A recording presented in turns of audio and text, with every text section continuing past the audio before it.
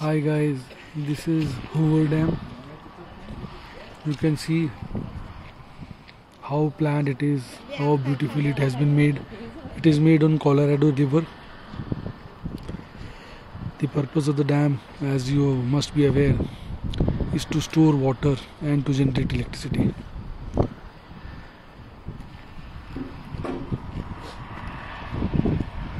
A very beautiful view.